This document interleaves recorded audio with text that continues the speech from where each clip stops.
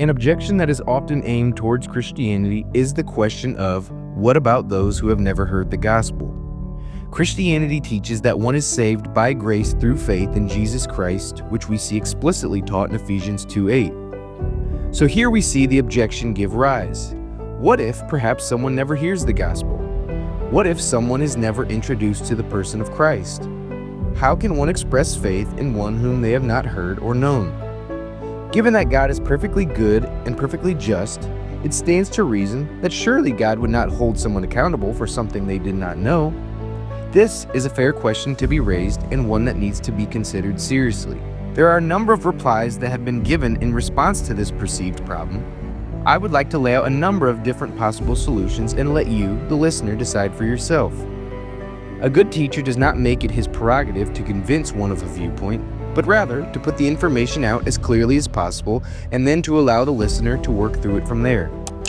I, for one, do not have a definitive stance on this matter because I find many of the options to be plausible. All one needs to maintain intellectual integrity here is to be convinced that at least one of these solutions works. Remember, this list is not exhaustive and there are others, but this list contains the solutions I find to be most compelling. The first possible solution we will call the foreknowledge and providence solution. On this view, given God's foreknowledge of how people would freely act in any given circumstance, He has set up the world with all of this in mind. If it were the case that, let's say, Bob would respond positively to the gospel message, God would then create the world in such a way that Bob would come to hear the gospel message. If it were the case that Bob would not respond positively to the gospel message, then God would have no obligation to create the world in such a way that Bob would hear the gospel message.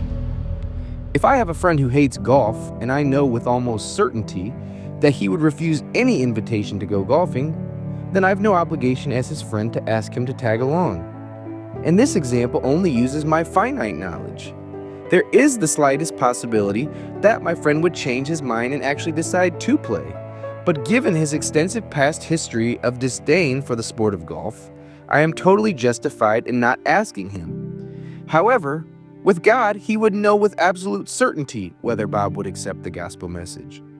And if He knows with absolute certainty that Bob will in fact not accept the gospel message, then God has no reason or obligation to make sure he hears it.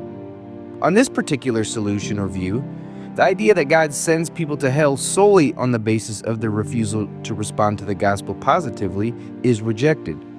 This view would maintain that people are separated from God eternally on the basis of their sin, not their rejection of the gospel. An analogy here might be that someone is serving a jail sentence for some crime. Now let's suppose the judge comes to them in their cell one day and offers to pardon them if they would like. The guilty person, however, due to some reason, perhaps pride, rejects the offer from the judge. The person then remains in jail. One would not say they are being punished because they rejected the offer of the judge. They are being punished because of their crime. The potential pardon merely acts as a means of freedom, but not a means of punishment itself. A scriptural foundation for this view would be Acts 17:26-28. And He has made from one blood every nation of men to dwell on all the face of the earth, and has determined their pre-appointed times and the boundaries of their dwellings, so that they should seek the Lord, in the hope that they might grope for Him and find Him, though He is not far from each one of us. For in Him we live and move and have our being. As also some of your own poets have said, for we are also His offspring. This view does not explain why some then who God knows will reject the gospel still hear it. However, this is not ultimately important. The criticism only works on the assumption that there are people who would believe in Jesus if they heard about Him, yet they never get the opportunity and are therefore damned. This is not the case, as on this view would say, all who would respond to the gospel will hear it. A second possible solution to this problem we will call the response to revelation solution. On this view, God is working up from natural revelation in its many forms, ultimately up to His special revelation of Christ. Natural revelation is God's revelation given to us by natural means such as creation, conscience, and reason. This is the sort of revelation that makes God's existence plain to all mankind. Psalms 19:1 reads, "The heavens declare the glory of God, and the firmament shows His handiwork." Romans 1, verse 18 through 21 read, "For the wrath of God is revealed from heaven against all ungodliness and unrighteousness of men, who suppress the truth in unrighteousness. Because what may be known of God is manifest in them, for God has shown it to them. For since the creation of the world, his invisible attributes are clearly seen, being understood by the things that are made, even his eternal power and Godhead, so that they are without excuse. Because although they knew God, they did not glorify him as God, nor were thankful, but became futile in their thoughts, and their foolish hearts were darkened." Romans 2:14 through 16 reads, "For when Gentiles, who do not have the law, by nature do the things in the law, these, although not having the law, are a law to themselves, who show the work of the law written in their hearts, their conscience also bearing witness, and between themselves their thoughts accusing or else excusing them, in the day when God will judge the secrets of men by Jesus Christ according to my gospel." Special revelation, on the other hand, is God divinely intervening into his created order and revealing himself directly, as we see in the most important example in the person of Jesus Christ. On this view, God has given natural revelation sufficiently to all, but only some respond positively to it. Only some see the wonder of creation and or feel the weight of their conscience in such a way that it drives them to seek after God more. And those who do will ultimately be directed to the person of Christ. God is sort of slowly shaping people into the sorts of persons that would be good soil for once that gospel seed is planted. An analogy here might be to consider a child who takes a liking to music at a young age. Perhaps it starts with them as an infant being calmed by music. As they get older, perhaps they are drawn to shows and cartoons that contain music. From there, as they get older, they begin to sing often and seek out musical groups and choirs to be a part of. When it is time to decide on what they will be doing for college, they receive a letter from the most prestigious music university in the country. Their response at this point is all but inevitable, as they have shaped themselves into the sort of person that would love nothing more than to attend such a prestigious university to study music. At the very least, they are a great candidate for this university, even if their response is not certain. Now, this view also entails the idea that people are sent to hell due to their sin and not their rejection of the gospel, as seen in the first view.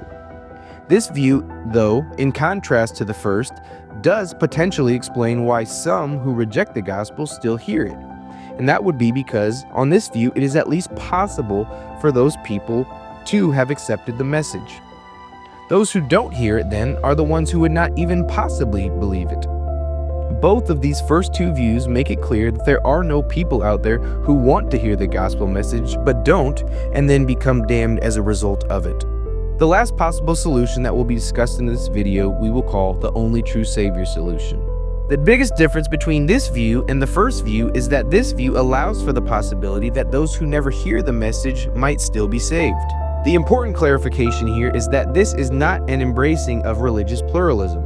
This view is fully compatible with verses such as John 14:6 and Acts 4:12 that affirm there is only one means of salvation, and that is through the person of Jesus Christ. The difference here is that some, or perhaps many, will be unaware of whom it is that is saving them due to a lack of knowledge. On this view, it is possible for devout followers of other religions who lack an awareness of the gospel and person of Christ to be saved based on their faithfulness to the version of God they do have. The idea here is that there are some people who indeed would be willing to accept Christ if they were to hear of him, but yet never get the chance. And instead of God damning them due to a lack of information that is no fault of their own, God will judge their hearts to see if they were loyal to the revelation they did receive.